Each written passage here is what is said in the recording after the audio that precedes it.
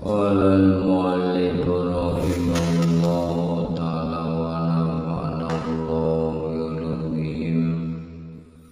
Rabbi zidna ilman nafi'an warzuqna fahman wasi'an wa amalan mutaqabbalan bi rahmatika ya arhamar rahimin.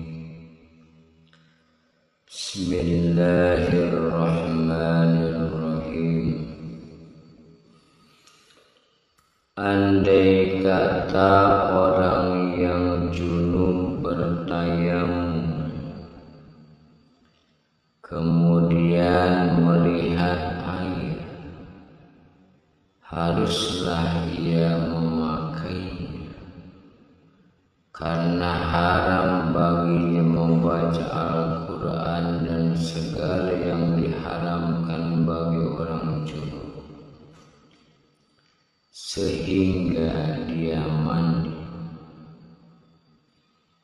Andai kata ia bertayamum, bersembahyang dan membaca Al-Quran, kemudian ia bertayamum karena berhadas atau kewajiban yang lain, tidaklah diharamkan baginya membaca Al-Quran. Ini adalah mazhab yang benar dan terpilih.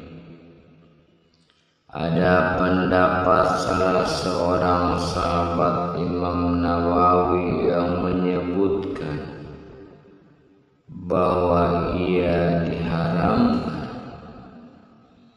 Pendapat ini lemah. Bila mana orang yang junub tidak mendapatkan air maupun tanah, maka ia pun bersembahyang untuk menghormati waktu menurut keadaan. Haram baginya membaca Al-Quran di luar sembahyang. Haram pula baginya membaca surat di dalam sholat lebih dari Al-Fatihah. Timbul pertanyaan, apakah diharamkan membaca surat Al-Fatihah? Ada dua macam pendapat. Yang paling tepat adalah tidak haram, bahkan wajib, karena sholat tidak sah kecuali dengan membaca surat Al-Fatihah. Sebagaimana dibolehkan sholat karena darurat, maka dibolehkan membaca. Pendapat kedua mengharamkan, akan tetapi ia boleh mengucapkan zikir-zikir yang boleh diucapkan oleh orang yang tidak mengerti bacaan Al-Quran. Furu ini perlu disebutkan karena ada kaitannya dengan pembahasan. Maka saya sebutkan secara ringkas atau bisa dilihat secara lengkap di dalam kitab-kitab fikih dengan dalil-dalilnya. Orang yang berzikir patut berada dalam keadaan yang terbaik. Apabila ia sedang duduk di suatu tempat, maka hendaklah menghadap kiblat dan duduk merendahkan diri dengan khusyuk dan tenang, serta penghormatan sambil menundukkan kepala. Andai kata ia berzikir bukan dengan cara yang seperti itu, dibolehkan dan tidak tercela sebagai hak. Akan tetapi bila mana tanpa wujud, maka ia meninggalkan sesuatu yang lebih utama. Dalil tiadanya celaknya adalah firman Allah Subhanahu wa ta'ala, inna fi khalqis samawati wal ardi wa ikhtilafil laili wan nahari la ayatin li ulil albab allazina yazkuruna Allaha qiyaman wa qu'udan wa ala junubihim wa yatafakkaruna fi khalqis samawati wal ardi. Sesungguhnya dalam penciptaan langit dan bumi dan perbedaan malam dan siang adalah sebagai tanda bagi orang-orang yang berakal, yang berzikir kepada Allah sambil berdiri dan duduk maupun berbaring, dan berpikir mengenai penciptaan langit dan bumi.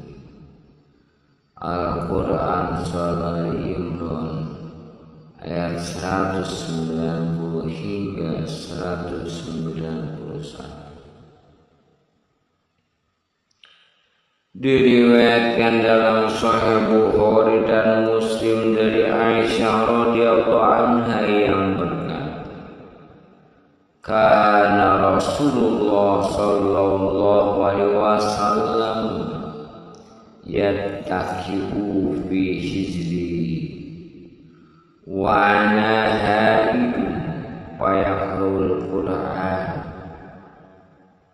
wa fi riwayatin wa ra'suhu fi hijri wa ana haidun. Adalah Rasulullah SAW berpegangan pada pangkuan sedang aku dalam keadaan haid, dan beliau membaca Al-Quran. Dalam suatu riwayat, kepalanya berada di pangkuanku sedang diriku dalam keadaan haid. Aisyah radhiyallahu anha juga berkata, sesungguhnya aku membaca hijab, berzikir sambil berbaring di atas tempat tidur. Lebih patut untuk melakukan zikir di tempat yang sunyi dan bersih, karena hal itu lebih utama dalam penghormatan kepada Allah Subhanahu wa ta'ala. Oleh karena itu, dipujilah zikir yang dilakukan di masjid-masjid dan tempat suci lain. Abu Abi Maisarah radhiyallahu anhu berkata, tidak pantas berzikir kepada Allah Subhanahu wa ta'ala melainkan di tempat yang baik. Diusahakan mulutnya dalam keadaan bersih. Apabila berbau kurang sedap, dihilangkan dengan siwak. Apabila ada benda najis, disucikan dengan air. Jika hal ini tidak dilakukan, maka dihukumi makruh. Ketahuilah, zikir itu disukai dalam segala keadaan, kecuali dalam keadaan yang dikecualikan salat. Di antara hal itu ialah dihukumi makruh berzikir dalam keadaan wudu ketika membuang hajat, dalam keadaan bersetubuh ketika mendengar suara khatib berkhutbah, di waktu berdiri dalam sembahyang kecuali bacaan, dan dalam keadaan mengantuk. Tidaklah dihukumi makruh berzikir di jalan maupun di tempat pemandian. Yang dimaksud berzikir adalah konsentrasi hati. Inilah yang harus menjadi tujuan orang yang berzikir, sehingga memperoleh hasilnya dan merenungkan zikir yang diucapkannya serta memahami makna. Renungan ini di waktu berzikir dituntut sebagaimana dituntut dalam baca, karena keduanya bersekutu dalam makna yang dituntut. Oleh karena itu, dianjurkan kepada orang yang berzikir untuk memanjangkan perkataan La ilaha illallah, karena bisa menimbulkan renungan. Pendapat ulama salaf dan imam-imam dalam hal ini telah masyhur. Bagi orang yang terbiasa berzikir dalam suatu waktu, pada malam atau siang hari, sehabis sholat atau dalam suatu keadaan tertentu, kemudian tertinggal, patut untuk menyusulnya dan mengerjakannya jika mungkin.